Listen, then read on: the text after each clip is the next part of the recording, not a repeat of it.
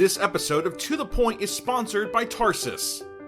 Tarsus Pharmaceuticals applies proven science and new technology to revolutionize treatment for patients, starting with eye care. Tarsus is advancing its pipeline to address several diseases with high unmet need across a range of therapeutic categories, including eye care, dermatology, and infectious disease prevention. Tarsus is proud to announce that Xdemvy Lotilaner Ophthalmic Solution 0.25% is now available to prescribe.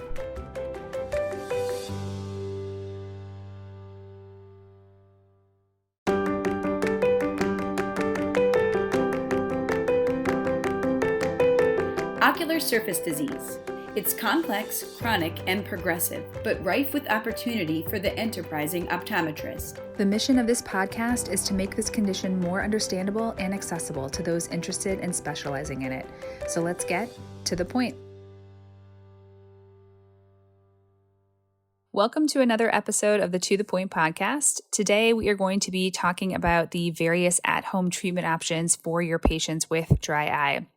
We're going to be covering mostly three main buckets of at-home treatment options. 1, cleansing, 2, heating, and 3, nutraceuticals.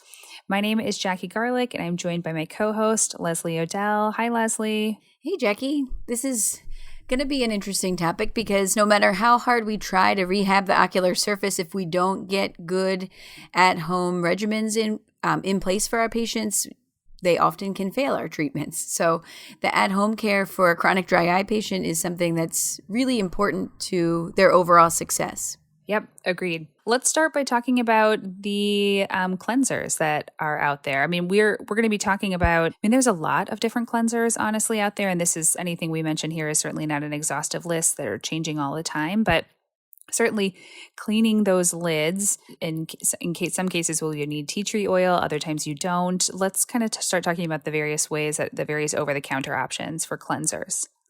Well, like you said, that list is continuing to grow. We see a lot of companies coming into this space because much like at-home care of your teeth and needing to brush your teeth daily to keep them healthy in between your dental checkups, we know that if we can reduce bacteria overgrowth of the lid margin, that we are going to be protecting the ocular surface and the meibomian gland health in general.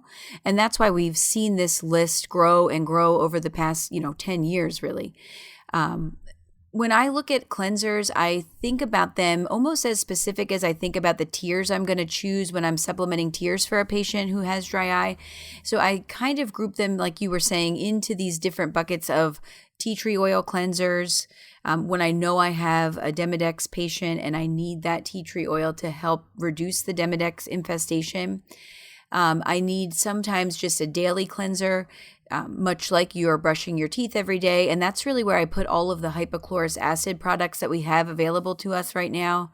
And then sometimes you do need a detergent-based cleanser, with something that's going to foam and suds up on the lid just to give you a little bit more of the ability to remove maybe sometimes like a seborrheic type blepharitis. Yeah, absolutely. But there's a lot to choose from. And, in my mind, and I'd love to hear what you say, in my mind, bringing these into the practice, I usually have quite a variety of products. I like to try everything that is new. I like my patients to try things that are new. And then that kind of helps me fall into the pattern of, what am I moving out of the office more, one product over the other. Yeah, I like to carry I carry a foaming cleanser, and I also carry a hypochlorous spray in the office too. And I mostly do that for convenience. And sometimes I'm recommending something different to the patient, but for me, and I don't want to house all of these products in my office. So I usually just carry one that I feel like works in most circumstances. And then, just send out for the others or tell them where to get them over the counter. But I am a big fan of the daily hypochlorous spray, certainly to maintain good lid hygiene. That's definitely one of my go-tos. Yeah, and we've seen that kind of evolve over, we had just one product when we started, at least the way that I remember, it was Alvanova, and that had an interesting model where it first was in the doctor's office, then was kind of prescription, right, and now is back in our hands. A great product. Yes. Oh, I got to tell you this. This is a side note. I went on Avanova's website. I don't know if you've seen them recently. I remember when they came out and the bottle was very Opaque. Yeah. medication-y looking. And then now, you got to Google it. Now it looks like beautiful. It looks very like all natural. They have this website where it looks you got to look it Yeah. up. It's like it's avanova.com. I just was on there earlier when we were talking about this, and I was like, oh my God, this is like such a different feel. They've certainly taken the more all natural looking approach. They rebranded. They, compare theirs to other, various hypochlor sprays on the market, but they blur the picture so you can actually kind of still tell what it is. It's kind of interesting, but yeah, I do love that product. It's easy to get for patients. I mean, they sell that on Amazon. I don't know if they sell that in a CVS or not, but I haven't seen it there. But speaking of CVS, our fellow optometrist Tanya Gill and her line We Love Eyes, I didn't realize also had a hypochlorous acid. You just said, is that available at the CVS where, or do you know if that's just available to the doctors or how's that working? No, I know that she did. She was able, I think CVS has her products now. I'm not sure if the hypochlor spray is in there or not. I mean, that's the line that I carry in my office, but I know that you can get some. I feel like maybe it's just the foaming cleanser right now. I'm not 100% on that, but another great there is availability there. For a couple of reasons, it's always nice to support someone within our own industry who's taken the leap of faith to start a company like Tanya Gill has. But also packaging. I've been super impressed with everything she's done. Attention to detail with her line of We Love Eyes. Keeping on the topic of hypochlor, another one that I do like when I'm looking at, and actually I kind of got to this one because of some of the early frustration with Avanova and the prescription versus selling in my office. And it sounds like that is all, changing. And it even sounds like the packaging is, changing as a result of that. But the OcuSoft line has kind of just a hypochlorous acid, and then they also have this hypochlorous acid gel, which I really like. When it sprays onto a cotton round, it's a little bit thicker. And so it doesn't kind of just get lost into the cotton round if I'm using it that way. You actually can kind of see it sitting up because it is a gel base. And I like that a lot as well for my patients with the need for hypochlorous acid. I haven't seen those. I knew they had a hypochlor spray. I didn't realize they had a gel. Yeah. That's interesting. See, we can learn so much from each other because that's one of my favorites. And another one, and I don't know, and actually if it's, I actually don't think that their product's going to come into the States, but Scope's working on hypochlorous acid because one of the things you don't realize is that, just being sometimes in our country here in the U.S. that we're fortunate enough to have hypochlor. Scope has other products in the U.S., but they are launching hypochlorous acid in their, I think, England for the first time. So those doctors are just going to be having exposure to that, for the first time now, which seems crazy. Oh, that does seem crazy, yeah. Another totally different kind of line of cleansers that goes into maybe before we get to maybe a foam or even a little bit more of a harsher chemical with the tea tree oil would be the Zocular line. So Zocular is developed by an ophthalmologist, Peter Pham, and that is an okra-based line of cleansers. And I find that is very tolerable to patients. It feels good on their skin. They've also gone from wipes to foams to almost like a gel-based cleanser. And I've seen that getting paired with some of the other treatments we'll talk about in a minute, which is the new lids. But we'll get to that soon.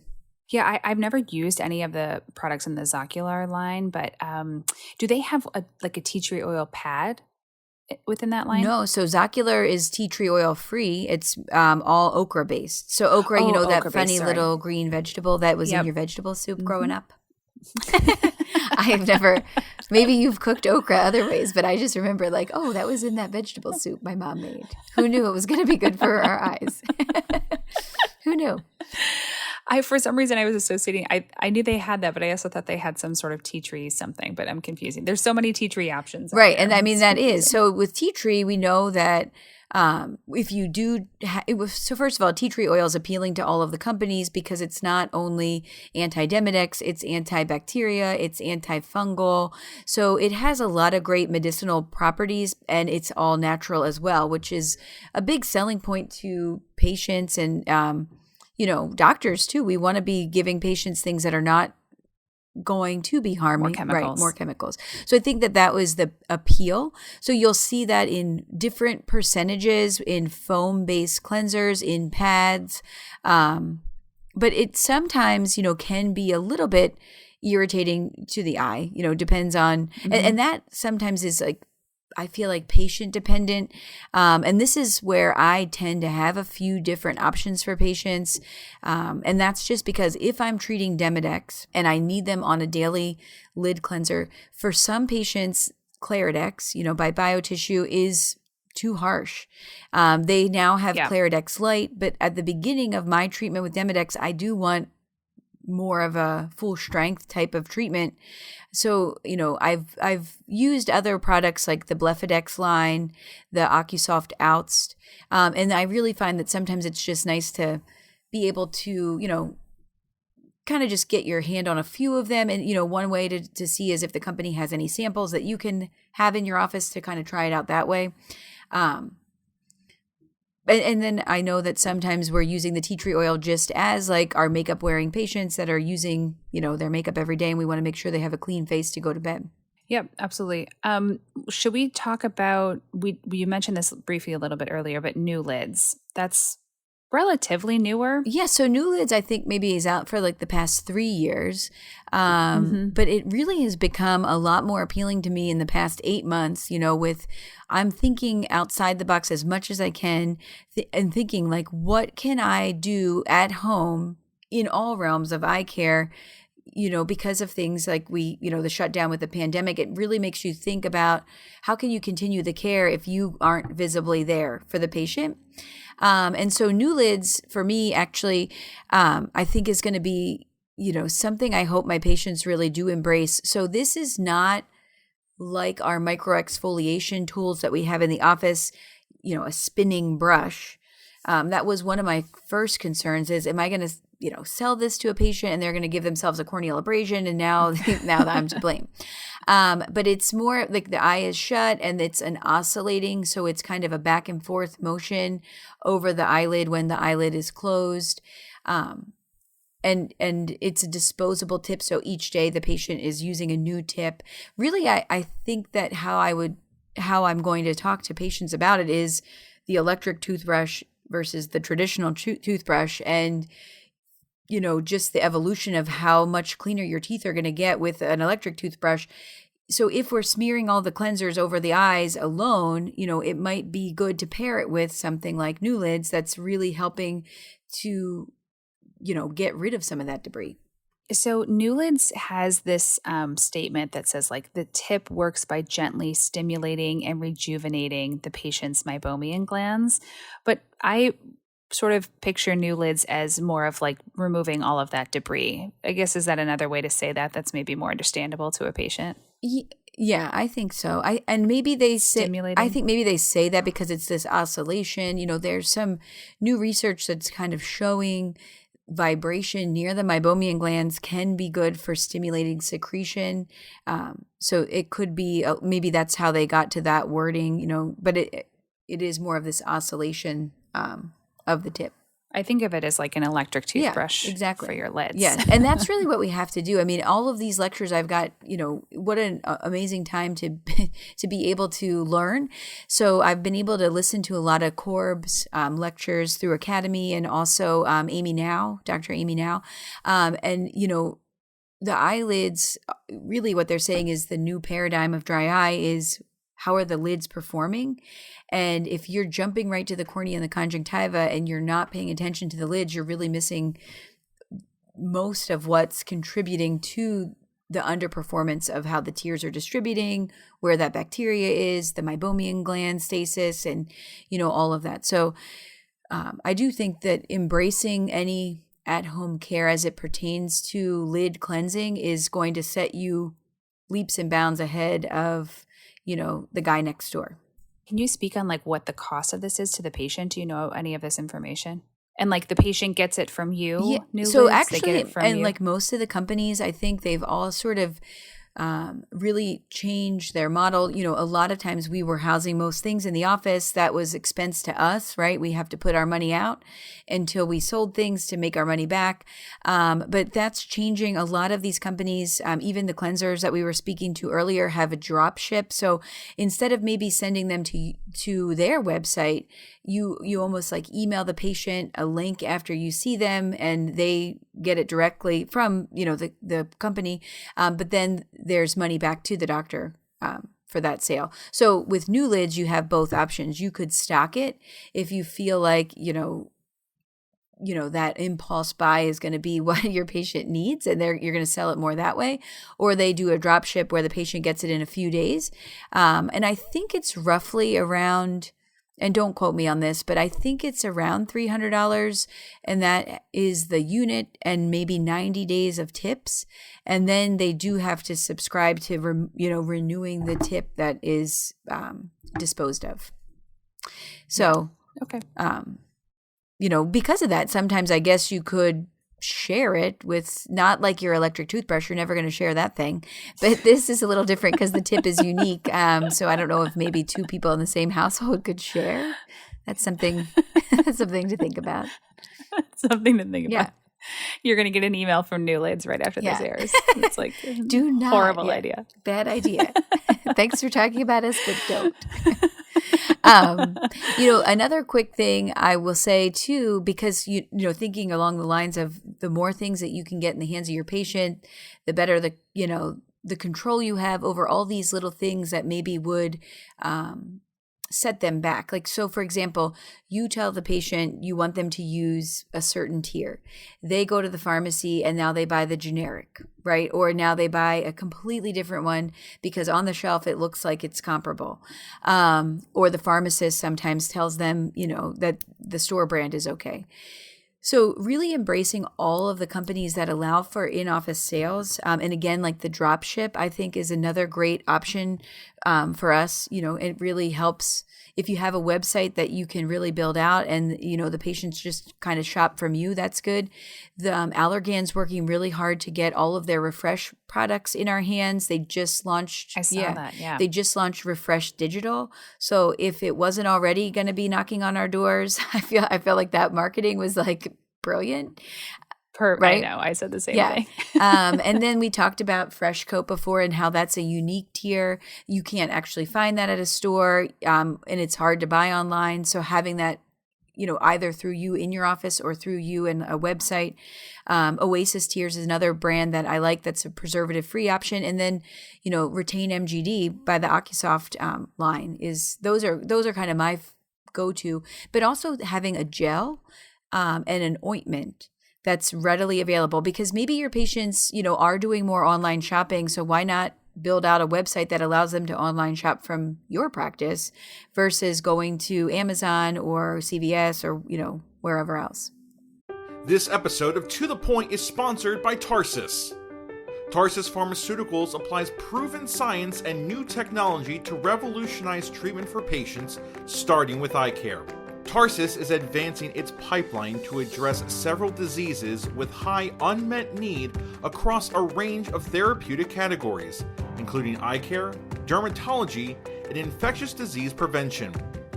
Tarsus is proud to announce that Xdemvy Lotilaner Ophthalmic Solution 0.25% is now available to prescribe.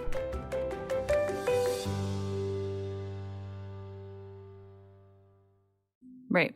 All right, let's talk about some of the different masks that are out there. Warm compresses are like such a mainstay in dry eye treatment and meibomian gland dysfunction. So we've got a few different ones. Brooder, there's certainly the Brooder mask, which I feel like has been around forever. I happen to have these in my office.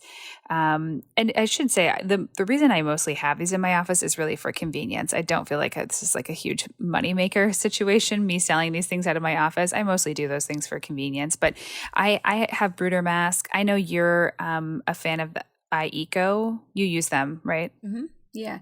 And I did start with Brooder. What I liked about iEco was just that that company has a variety of heat products. So when I'm thinking about heat, again, another essential when we're doing dry eye management, if you're not helping to warm the meibum and help keep the secretions thin, if you're doing a treatment, LipiFlow, Tear Care, iLux, IPL, it's going to have less of an effect. I know some doctors actually even pre-treat at home up until their treatment with a warming mask, and having different timelines matters. So again, going back to all the research of Dr. Korb and Dr. Blackie, heat matters and the duration of heat matters. So Brooder, iEco has a mask called a derm mask. And, honestly, Quidel now has a mask. There's a lot of these entry-level masks that are definitely a great starting point for patients. Some of them stay just hot. Some of them have hot and cold options for your allergy patients. But they really only hold the heat for about 6 to 10 minutes. And so if you have, a patient that you're pushing against the glands and oil is secreting, but they have symptoms, they're a great option. But once you start seeing more of like obstruction, I really like iEco because they give me longer duration heat. And now actually we even have a new company, Tear Restore, that's providing longer duration heat with an open eye. So if you have a patient that doesn't need to wear glasses really, and they could be working on their computer while they're heating their eyelids, I like that for convenience. iEco has Tranquil Eyes and Tranquil Eyes XL, and they can hold heat for 15 to 20 minutes, which is sometimes needed for that more moderate to advanced dry eye patient. Yep. Have you tried on this Tear Restore mask? Yeah, it's like you're a superhero. Yeah, it absolutely I do really is. like the color that they went with. It looks good. I know. Yeah. It's I think for me, warm compresses are something that I tell so many of my patients to do, but whether they actually do them, it just requires someone to really sit down and do these masks, and it means that you're also not able to do anything when you have on the other masks, the more traditional ones. And so Tear Restore, I liked their concept of having this open eye mask, and they sent me these like thermal imaging just so that you could see exactly how much heat and that it's getting around the eye. And I don't know that they know the temperature that it's getting to the meibomian glands, but they at least, if I have to compromise a little on that, but I know my patient will do it because they could still work on their computer. Not that I really want them staring at another screen, but listen, we have to compromise. Like if they're actually going to just do it now because they can like work while they do it, I'm sold. Well, I've seen some patients actually take another product that is by iEco. She calls it the Sty Kit. It's a patch that heats. Yes. And so I've seen people do that, and then their treatment just takes twice as long, but they're doing one eye at a time, kind of like a pirate patch. Yes, thing. I've seen that too. Yeah. Yeah. Okay. So, and we probably did the podcast backwards now that I think about it, because a lot of times it's better to heat and then cleanse. So maybe we thought about this. All right. Let's start over. All right. Anything else on masks? Masks maybe just for the protective, right? So we've talked a lot about in the past episodes about nocturnal exposure and how important that is. And so, masks, sometimes I think of them also as a protective eyewear. And that being said, like an iSeal 4.0 or another product that allows for some kind of sealing around while the patient's sleeping so that you can help with any of that nocturnal lag that they might have. So the probably final thing we should talk about with at-home treatments is nutraceuticals, which we know we have a lot of evidence now on how omega-3s really impacts the meibomian glands. So we should talk a little bit about that. Absolutely. So again, my go-to resource for all of these things tends to be the TFAS DEWS 2 report. So if I'm looking at that and what they say as far as dietary modifications, because you are what you eat, I guess. There's a growing evidence that diet and nutritional supplements play a role in dry eye disease. So first, having the conversation about, what are our patients doing at home? Are they kind of fast food nation? Are they trying to be healthy? Are they doing things that are plant-based? Kind of just getting a feel for their overall nutrition to begin with. Even general hydration, that's something very simple to talk to a patient about, is how hydrated are they through the day? And, a lot of times they don't even realize that their tears are predominantly water. If they're not drinking the right amounts of water, their body's going to be saving that for other more important organs. But then when I kind of get a feel for their nutrition, and at least what they're revealing to me about how they're eating, then we start the conversation about supplementation. So nutraceuticals mostly revolve around this essential fatty acid topic. So essential fatty acids are what we know as the omega-3s and the omega-6 in our diets and also through supplements.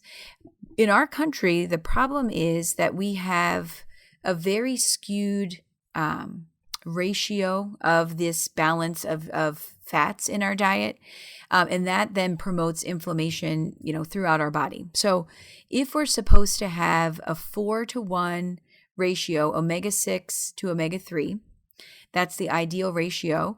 In the Western world, the ratio can be typically, that's even on average, about 15-to-1. And sometimes we'll see that spread even wide, bigger.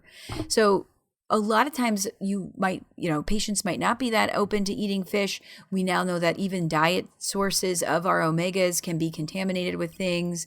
So it's actually really a good thing to offer up some kind of nutraceutical supplementation.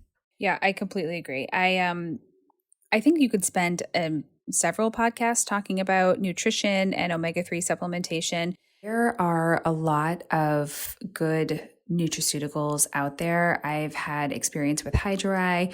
I am now more recently using PRN, their dry eye formula. And this is I think a confusing topic for a lot of ODs. And if there's anyone listening that has some confusion or wants more in-depth knowledge, I would suggest reaching out to Dr. Gross, who is is the founder of PRN. He is actually will do these one-on-one calls with optometrists just to explain more of the science behind omega-3 supplementation and how that actually impacts the meibomian gland. So if you are confused and want more information on that, that's certainly one very good source to look. Okay, Leslie, this was good. I think we covered a lot of the good at-home treatments that we can either carry in our office or recommend to our patients. I think the important thing is for me, I always have a handout to give to the patients if I don't have something in my office, to make it clear on where they can get it, what exactly they're getting. Because as you mentioned earlier, it's easy to go to the store and then get overwhelmed or just pick something that's a little lower or cost. Or just get misguided altogether. That's the part that you don't want to see happen. And keeping that in our hands, because even though these treatments are at home, they're still the doctor's recommendation, and making sure that they get to the best solution, whatever that might be, is going to optimize their outcome. So, but lots of home care.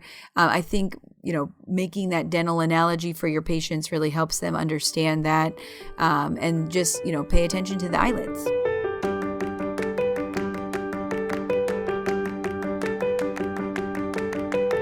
And now for the To The Point wrap-up.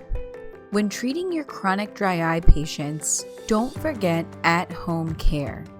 It will sabotage your outcomes if you don't think about this. You can break your at-home care into a few different categories. Heat masks to help with softening debris on the lids and lashes, as well as loosening up the meibum from the meibomian glands. Cleansing, with a plethora of different cleansers available. We can do anything from hypochlorous acid to tea tree oil to our foam detergent as needed. And then nutraceuticals. It's very important to kind of combat dry eye from all these angles and make sure that at-home care is part of your treatment plan.